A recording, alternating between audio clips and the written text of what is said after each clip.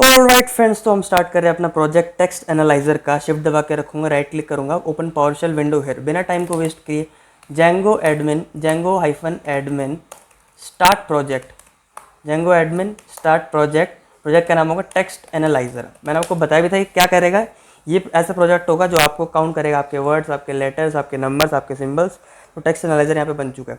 manage.py के पास जहाँ पे भी फाइल होगी राइट क्लिक करूँगा, न्यू पे जाऊँगा, एक नया फोल्डर बनाऊंगा टेम्पलेट्स के नाम से। तो न्यू फोल्डर गया, इसका नाम होगा टेम्पलेट्स। बेसिकली इसी में मेरी क्या होंगी, HTML होगी। टेम्पलेट्स में मैं सारी अपनी HTML को रखूँगा। शिफ्ट दबा कर रखूँगा, फिर से राइट क्लिक करूँगा, open PowerShell window here and I write code space dot. ये करते ही साथ मेरा VS कोड है जो वो ओपन हो जाएगा। VS कोड में अपनी कोडिंग को स्टार्ट कर सकता हूँ।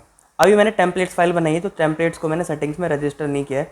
तो मैं जाऊँगा नीचे जाऊँगा, DIR जहाँ पर है वहाँ पर लिख दूँगा टेम्पलेट्स।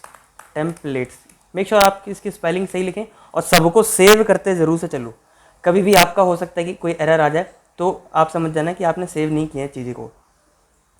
तो अब हम URLs में जाएंगे। URLs में देखो इन्होंने ये सब दिया हुआ है। मैं क्या करता हूँ, यूजुअली मैं ना सारा कमेंट हटा देता हूँ। तो मैंने सारा कमेंट लो हटा दिया जी, क्योंकि कमेंट्स मेरे किसी काम के नहीं है।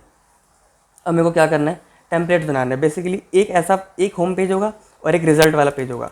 तो मैं एक बना लेता हूँ home.html और एक बना लेता हूँ result.html। होम में मेरा होम पेज होगा जो डिफ़ॉल्ट पेज होता है, जो खुलेगा। तो मैं इस पर एमिट लगाऊंगा और ये मेरा होम पेज रेडी है, होम पेज। और यहाँ पे मैं क्या लिखूँगा, मैं लिखूँगा H1 टैग में लिख दूँगा मैं welcome to the home page, welcome to the home page. वैसे Django काफ़ी इजी है, काफ़ी ज़्यादा इजी है। अब रिज़ल्ट में जाऊँगा, रिज़ल्ट में जाते ही मैं रिज़ल्ट के लिए बनाऊँगा एक HTML मैंने डाली, इधर डाली रिज़ल्ट के नाम से बनाऊँगा, टाइटल इसका रिज़ल्ट। और यहाँ पे मैं क्या लिख दूँगा, सिंपली H1 टैग में आई राइट रिज़ल्ट पेज। मैं लिखूँगा इसमें रिज़ल्ट पेज, कुछ इस तरह से लिख दूँगा। और यहाँ पे मेरा H1। ये फ्रंट एंड का ट्यूटोरियल नहीं है, ये जो आपकी ट्यूटोरियल है बैक एंड की है। तो मैं HTML को बिल्कुल भी ध्यान नहीं रख रहा हूँ। अब क्या करना है, बेसिकली मेरे को URLs बनाने हैं।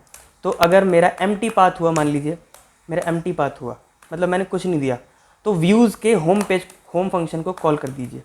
व्यूज़ के होम फंक्शन को कॉल कर दिया। अब व्यूज़ फाइल तो बनी ही नहीं है, तो व्यूज़ फाइल मेरे को इसी के अंदर बनानी पड़ेगी, views.py। अब ध्यान से देखो, व्यूज़ में बना कर रहा हूँ ना, टेम्पलेट्स के अंदर नहीं बना रहा हूँ मैं टेक्स्ट एनालाइजर वाले फोल्डर के अंदर बना रहा हूँ, views.py। अब मेरे को यहाँ पे टेम्पलेट को रेंडर करना है। लास्ट वीडियो में हमने देखा था कि HTTP रिस्पॉन्स रिटर्न करते हैं, अभी हम डायरेक्टली HTML को रेंडर करेंगे।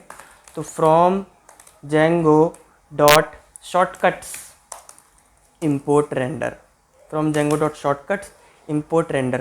अब मेरे को बेसिकली यहाँ पे दो फंक्शन बनाना है, एक होम के लिए, एक होम के लिए। होम क्या लेगा, रिक्वेस्ट लेगा। और ये क्या रिटर्न करेगा, रिटर्न कर देंगे इसमें रेंडर। पहला आर्गुमेंट लेगा रिक्वेस्ट, दूसरा आर्गुमेंट टेम्पलेट का नाम क्या होगा, home.html। और तीसरा आर्गुमेंट भी लेता है ये। तीसरा आर्गुमेंट क्या लेता है ये, एक डिक्शनरी लेता है। हमने देखा था लास्ट वीडियो में कि कैसे हम डेटा को पास करते हैं। ओके, तो ये मेरा होम हो गया, ये मेरी होम हो गई। तो होम में मैं व्यूज़ के होम को कॉल कर दूंगा। अब देखो व्यूज़ फाइल बन चुकी है, तो व्यूज़ को इंपोर्ट करना पड़ेगा। तो from current location import views. Current location से इंपोर्ट कर लो व्यूज़ को। तो जब भी आपका खाली पाथ मिलेगा, आपको व्यूज़ के होम को कॉल कर देना जी, ठीक है। और एक हम और रख सकते हैं पाथ को, हम बोलेंगे जब भी आपको रिज़ल्ट आप टाइप करेंगे, रिज़ल्ट आप एंड पॉइंट डालेंगे, तब क्या होगा जी, तब आप व्यूज़ का रिज़ल्ट फंक्शन कॉल कर देंगे, रिज़ल्ट। अब रिज़ल्ट नाम का फंक्शन तो बना नहीं है, तो क्या करेंगे, हम व्यूज़ में जाएंगे, बनाएंगे रिज़ल्ट नाम का फंक्शन, डेफ रिज़ल्ट। और रिक्वेस्ट लेता है ये भी। सबकी स्पेलिंग आप ठीक लिखें। अगर यहाँ पे होम लिखा है तो URLs में भी आपका होम होना चाहिए, है ना। रिज़ल्ट तो इधर भी रिज़ल्ट, ओके। तो रिज़ल्ट है। अब ये क्या रिटर्न करेगा रेंडर। पहला आर्गुमेंट क्या लेता है, रिक्वेस्ट। दूसरा आर्गुमेंट क्या लेता है, टेम्पलेट का नाम। टेम्पलेट का नाम क्या होगा, टेम्पलेट का नाम होगा, इधर बना रखी है हमने, एक होम और एक रिज़ल्ट.html। सबकी स्पेलिंग एकदम ठीक, एक भी स्पेलिंग गलत, आपका प्रोजेक्ट ख़राब, ठीक है। तो सबकी स्पेलिंग HTML की भी ठीक होनी चाहिए आपकी, जो भी HTML को आप रेंडर करवा रहे हैं, तभी आपका प्रोजेक्ट चलेगा, ठीक है। तो व्यूज़ हो गया, URLs हो गया हमारा। सेटिंग्स में हमने अपने टेम्पलेट को रजिस्टर भी कर लिया है, हमने URL को सेटअप भी कर लिया है, और अपने व्यूज़ में जाके अपना एक फंक्शन भी बना लिया, 2 फंक्शन बना लिए, HTML हमने बना लिए। ठीक है, इतना काम हम 5 मिनट में कर चुके हैं अभी तक। ठीक है, तो टर्मिनल खोलूँगा, टर्मिनल खोलते ही साथ मैं लिखूँगा Python manage.py run server, enter hit करूँगा। एंटर हिट करते मेरे को एक लिंक मिलेगा, लिंक का नाम है ये रहा लिंक http://127.0.1/8000। इस पर क्लिक करूँगा। इस पर क्लिक करते ही देखो welcome to the home page आ रहा है। ऐसा क्यों आ रहा है? क्योंकि मैंने जो डिफ़ॉल्ट वाला रखा है व्यूअर्स में वो व्यूज़ का होम फंक्शन है, और व्यूज़ का होम फंक्शन home.html को रिटर्न कर रहा है, इसीलिए। ओके, अब मैं /result लिखूँगा, अगर /result तो वो रिज़ल्ट पेज को डिस्प्ले कर रहा है। ठीक है, बिल्कुल सही है, बिल्कुल अभी तक हमारा काम वाम बिल्कुल सही चल रहा है। ओके, अभी हम क्या करते हैं, क्योंकि ये प्रोजेक्ट काफ़ी सिंपल है, होने वाला है, तो मैं क्या करूँगा, इसी को थोड़ा सा आगे बढ़ाऊँगा। टेम्पलेट्स में जाके मैं होम को थोड़ा चेंज करूँगा। बेसिकली अब क्या करना है, मेरे को HTML बनानी है। HTML में मेरे को एक टेक्स्ट एरिया लेना है जो टेक्स्ट लेगा खूब सारा, और उसी टेक्स्ट को हमको एनालाइज करना है। तो मैं div class equals to container, तो ये मेरा div बन चुका है। इसके अंदर मेरे को एक फॉर्म बनाना है। फॉर्म क्यों बनाना है? क्योंकि उसी फॉर्म में आपका एक टेक्स्ट एरिया होगा, और टेक्स्ट एरिया को ही आप बेसिकली उसी में आप इनपुट लेंगे। तो टेक्स्ट एरिया के कुछ रोज़ में डाल देता हूँ 5, और उसके कुछ कॉलम्स में डाल देता हूँ 20। ठीक है, और हमको हर चीज़ को जेंगो में नेम से टारगेट करना होता है, तो उसका मैं नेम भी दे देता हूँ। Name is equal to text box, name is equal to text box दे देता हूँ मैं, और ये मेरा टेक्स्ट एरिया हो जाएगा। टेक्स्ट एरिया हो गया मेरा। टेक्स्ट एरिया के बाद मैं इनपुट टैग लगाऊंगा, input type equals to submit, ये मेरा बटन होगा। अब और ये जो बटन होगा इसकी एक वैल्यू होगी, value is equal to analyse, और ये टेक्स्ट एरिया हो गया, ये मेरा सबमिट बटन हो गया। तो ये मेरी HTML बन चुकी है। ऐसा मैं आपको दिखाता हूँ। तो ये देखो, ये मेरा टेक्स्ट एरिया है, इसी के अंदर मैं कुछ टेक्स्ट लिखूँगा और एनालाइज पे क्लिक करूँगा, तो वो बता देगा मेरे को कि कौन से कितने आपके पास प्रेजेंट है। क्योंकि ये एक साथ आ रहा है तो मेरे को ब्रेक टैग लगाना पड़ेगा, BR टैग। इधर एक टेक्स्ट एरिया है और इधर एनालाइज का बटन है, तो एक BR टैग लगाना बनता है। तो यहाँ पे जाऊँगा, एक लगाऊँगा BR टैग, एक BR टैग में लगा दूँगा यहाँ पे। BR टैग से क्या होगा कि वो जो बटन है वो नीचे आ जाएगा, कुछ ऐसे।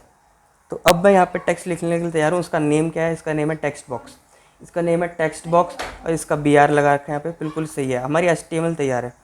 अब बेसिकली जब भी फॉर्म सबमिट होता है तो सबमिट होने के बाद वो कहीं तो जाता है, तो उसी में हम क्या लिखते हैं? एक्शन। एक्शन मीन्स जब भी फॉर्म सबमिट होगा तो कौन से URL के बाद हिट करेगा वो, तो वो रिज़ल्ट स्लैश के बाद हिट करेगा, रिज़ल्ट स्लैश के बाद। ठीक है, तो अब मैं यहाँ पे कुछ भी टेक्स्ट लिखता हूँ, this is my text, analyse पे क्लिक करूँगा तो देखो रिज़ल्ट नाम के पेज पे मैं आ चुका हूँ। ठीक है, रिज़ल्ट नाम के पेज पे मैं आ चुका हूँ। तो यहाँ तक मेरा काम बिल्कुल ठीक चल रहा है। HTML हमारी एकदम सही है। हमने कंटेनर बना लिया, हमने टेक्स्ट एरिया बना लिया, BR टैग बना लिया, इनपुट टैग बना लिया, इसकी वैल्यू एनालाइज होगी, बिल्कुल ठीक है यहाँ तक। अब बेसिकली जो भी फॉर्म जब सबमिट होगा तो रिज़ल्ट वाले एंड पॉइंट पे जाएगा। तो मेरे को व्यूज़ के रिज़ल्ट वाले फ़ोल्डर रिज़ल्ट वाले फंक्शन में मेरे को वो वैल्यू लेनी पड़ेगी, टेक्स्ट क्या आया। तो टेक्स्ट जो आया इसको माई टेक्स्ट लिखते हैं। मेरा जो टेक्स्ट आया वो क्या आया, कैसे निकालते हैं? request.get, और नेम से टारगेट करते हैं, तो टेक्स्ट बॉक्स हमने उसका नाम रखा था। इससे मेरा टेक्स्ट आ जाएगा और मैं इसको प्रिंट कर सकता हूँ। माई टेक्स्ट को मैं आराम से प्रिंट कर सकता हूँ। तो मैं जाऊँगा यहाँ पे और इसको मैं रीलोड करूँगा। रीलोड करते ही मैं कुछ लिखूँगा, this is again a new text. Analyse पे क्लिक करूँगा, रिजल्ट पेज पे चला गया, और देखो यहाँ पे this is again a new text यहाँ पे आ चुका है। ये ऐसे यहाँ पे क्यों आ रहा है?